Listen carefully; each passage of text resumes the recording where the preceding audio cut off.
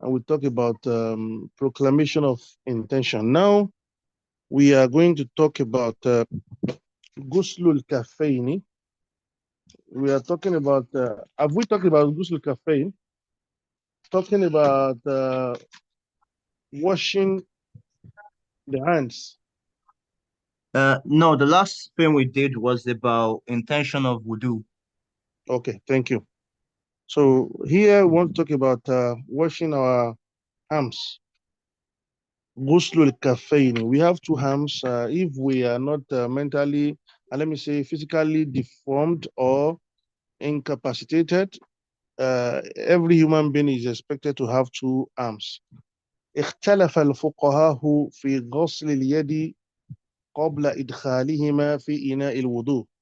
The book says scholars are of different opinions on whether to wash the two arms before putting them into a bowl of water. Because we are mentioning a bowl of water here because we want to consider the conservatives. We want to consider the people of local areas who are yet to be exposed to tap water or running water. So ordinarily, if every village man or every village habitant would not be exposed to what's it called, tap or running water. They will use their bowls to fetch water, to bath, to drink, and to do all sort of things that water is used for. So are we obliged to wash our our arms before we dig them into the water or not? فذهب قوم إلى أنه من سنن الوضوء. Some section of ulama agree that it is part of the sunnah of what? Sunnah of wudu. And some section of them say, بإطلاق, I'm coming, I'm going to give it to Hassan. بإطلاق, they said it is compulsory that it is the sunnah of the prophet that we should wash our hands before we dig them into the water bowl. وإن تيقن طهارة اليد, even if our hands are pure. وهو مشهور مذهب مالك والشافعي. And then this is the most popular in the feed or in the view of Maliki and Ash-Shafi'i. Maliki, Ash-Shafi'i. So that is Malachi's school of thought and Imam Shafi'i's school of thought. Waqila, and some said, إنه مستحب للشاك في طهارة يده. It is only compulsory for the one who is what? Who is doubting of the purity of his hand. Who doubts the purity of his hand. If you are not doubting, you need not to wash your hand.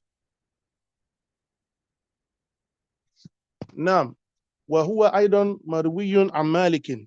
This also is from Malik. You know, we mentioned that Malik made it compulsory even though if your hands are pure. Or a cross-section of scholars of Maliki school of thought say no, that is for those who are doubting of the purity of their hands. But if you are sure that your hands are clean, you need not to wash them before you dig them into the bowl. For example, you just finished eating, and after eating, the ideal thing is to wash hands. After washing your hands, then you need to perform ablution. Then, do you need to wash your hand again before you dig it into the bowl? No, you don't need that. You don't need that because you have just washed your hands. And let me say, after using the toilet, the ideal thing is to wash one's hand, and you have washed that before you start before you intend doing your ablution. So you don't need to rewash it again before you dig it into the bowl. This is the stand of moderate Maliki scholars. Nam وفرق قوم بين نوم الليل ونوم النهار. Some section of, okay. وقيل إن غسل اليد واجب على المنتبه من النوم. Some scholars say غسل اليد, washing hands, is what? واجب, is compulsory. على المنتبه من النوم. What are you doing? على المنتبه من النوم, for whoever that has just woke up from slumber or sleep. If you are just waking up, before you dig your hands into the bowl, you have to wash your hand. It is wajib. وَبِهِ قَالَ دَاود وَأَصْحَابُهُ. Imam Dawood and his companions who subscribe to his school of thought, this is what they agree upon. This is what they agreed upon. Now,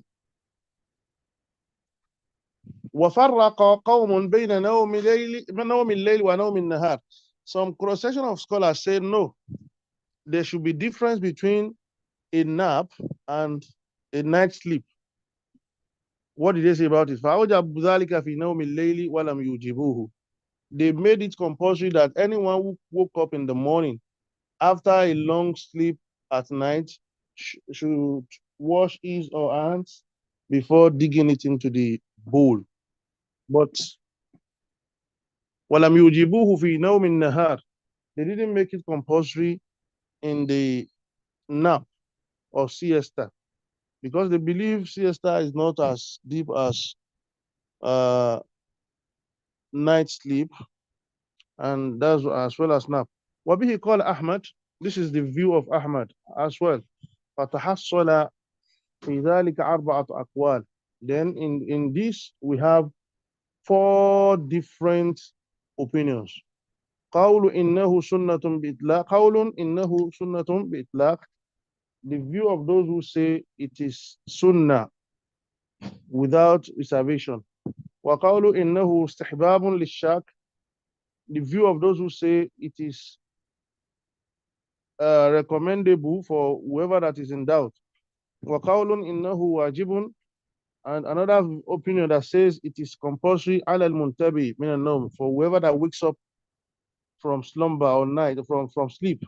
وقول إنه واجب على المنتبه من نوم الليل دون نوم النهار. The last opinion is of those who said it is only made compulsory on whoever sleeps in the night and not in the afternoon. والسبب في اختلافهم في ذلك. The reason for their divergent views on this is اختلافهم في مفهوم الثابت. Their differences in the understanding of the text.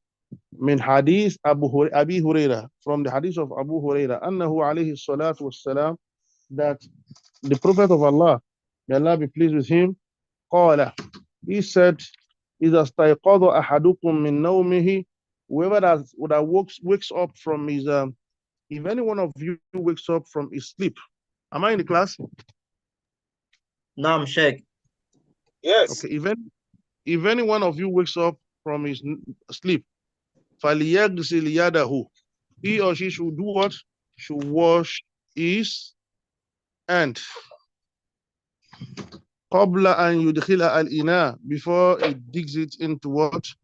Into the water bowl. فَإِنَّ أَحْدَكُمْ. Because verily, each of you, لَا يَدْرِي أَيْنَ بَاتَتْ يَدُهُ. Did not know where he put his hand, where his hand touched while asleep. وفي بعض رواياته فليغسلها ثلاثة. In some other narrations, the Prophet says that person who woke up from night should do what? From sleep should do what? Should wash his or her hands 3 times. فمن لم يرى بين الزيادة الواردة في هذا الحديث على ما في آية الوضوء معارضة، وبين آية الوضوء حمل لفظ الأمر ها هنا على ظاهره من الوجوب، وجعل ذلك فرضا من فروض الوضوء. whoever that does not go with the subscriptions, or whoever that does not subscribe to the opinion of the subhanallah opinion of scholars on the differences and on the reasons of either or its either of its obligations or otherwise, should do what? Should consider washing one's hands compulsory. Okay. To consider washing hands before digging into the bowl compulsory. So if you wash it, no problem. But if you have already washed your hands and you are very sure of its purity, you have no problem. You can just start your ablution. فمن فهم من هؤلاء من لفظ البيات نوم الليل أوجب ذلك من نوم الليل فقط، ومن لم يفهم منه ذلك وإنما فهم منه النوم فقط أوجب على كل مستيقظ من النوم نهارا أو ليلا. And whoever understood from this hadith what the Prophet meant by sleep or sleeping should do what? Should consider every kind of sleep as a factor that obligates washing one's hands before digging it into the bowl, whether a siesta, nap, or a deep sleep. ومن رأى أن بين هذه الزيادة والآية تعارضا إذ كان ظاهر الآية المقصود منه حصر فروض الوضوء كان وجه الجمع بينهما عنده أن يخرج لفظ الأمر عن ظاهره الذي هو الوجوب إلى الندب. We don't need all this. ومن تأكد عنده هذا الندب. We don't need all this. ومن الظاهر من الحديث أنه لم يقصد به حكم اليد في الوضوء وإنما قصد به حكم الماء الذي يتوضأ به. The hadith is telling us that it's not really talking about what? About ants. It's talking about purity of the water. So for you not to make the water filthy, make sure you wash your hands before you dig it into the water. So this is just a brief explanation and divergent views of scholars on water and washing hands. Now, another important subtopic on purity or ablution is المسألة الثالثة من الأركان. What are the stages? Let me say, what are the pillars of what? Of wudu, ablution. اختلفوا في المضمضة والاستنشاق في الوضوء على ثلاثة أقوال. We want to talk about المضمضة. المضمضة is what? Is to giggle water with our mouth and pour it out. Then al-istinshaq is to sniff water into our nostrils. So he said scholars are of three opinions on both exercises. قول إنهما سنتان في الوضوء. An opinion that says they are sunnah, they are not obligatory. وهو قول مالك والشافعي. This is the opinion of Malik and Shafi wa Abu Hanifa. Three out of four school of thought are of the same opinion that they are sunnah, they are not compulsory. The other view says innahuma fardun, that washing your mouth, giggling water, and then sniffing water into our noses is what is fardun, is an obligation. وبه قال ابن أبي ليلى. This is the view of Abu Layla وجماعة من أصحاب داود, and cross-section of the subscribers to the school of Dawood. Now, وسبب اختلاف وقول, another view of scholars say إنه الاستنشاق إن الاستنشاق فرض والمضمضة سنة. Sniffing water into our nursery is what is compulsory. Why washing our mouth with water is what is sunnah. وبه قال أبو ثور. This is the view of Abu Thawr. وأبو عبيدة and Abu Ubaidah. وجماعة في ذلك وأبو عبيدة and Abu Ubaidah. وجماعة من أهل الظاهر and some section of those who believe in the outer word of text. وسبب اختلافهم في كونها فرضا, the reason of their opinion that says it is obligatory or it is either obligatory or sunnah is اختلافهم في السنن الواردة في ذلك. Their views, their different views on the hadith that that were reported concerning this topic. هل هي زيادة تقتضي معارضة آية الوضوء? Is it an addition that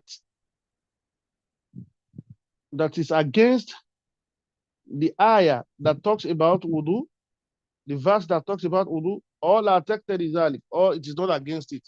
Because it is not in the Quran to wash our mouths and to sniff water into our nostrils. فمن رأى أن هذه الزيادة إن حملت على الوجوب اقتضت معارضة الآية. Whoever that believes it's compulsory has stood against the verse of Quran. إذ المقصود من الآية تأصيل هذا الحكم وتبيينه أخرجها من باب الوجوب إلى باب الندب.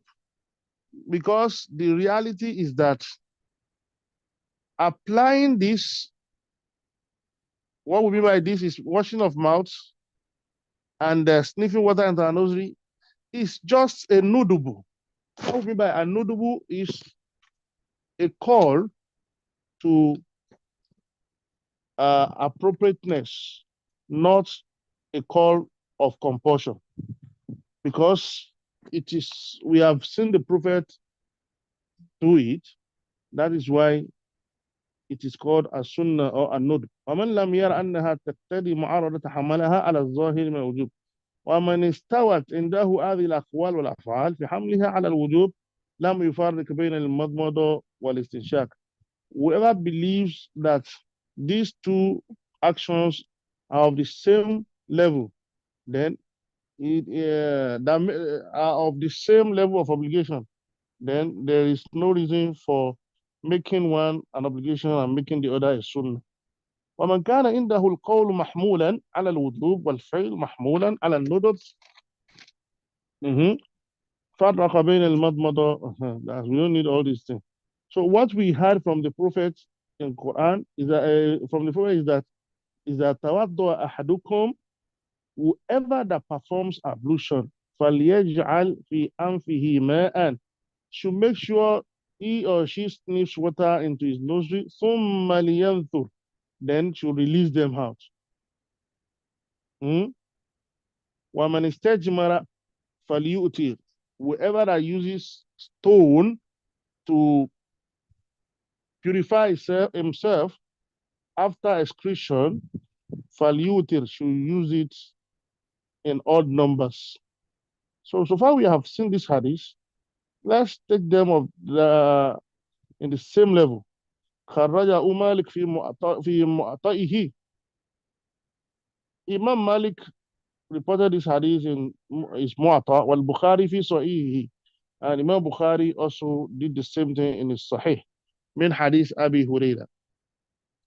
Another subtopic concerning wudu is المسألة الرابعة من تحديد المحال.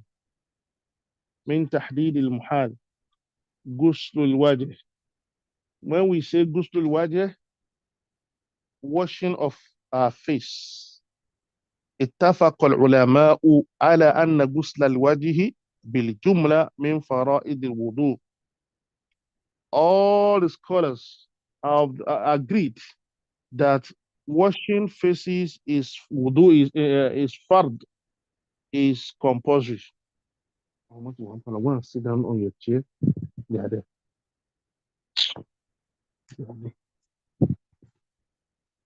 Now, is wudu. Fagsilu for the higher in the Quran that says fagsilu wujuhakum. You should wash your faces. واختلفوا منه في ثلاثة مواضع. Then they also have different views in three different places. في غسل البياض الذي بين العذار والأذن. Is it our front view face that is between one ear to the other? وفي غسل من سدل من اللحية وفي تخليل اللية. Another opinion is that is it from the forehead to our jaw, even to the neck? And the third opinion is it from our forehead till our beard? Does soaking our beard with water also part of washing face? So these are the three things they discuss.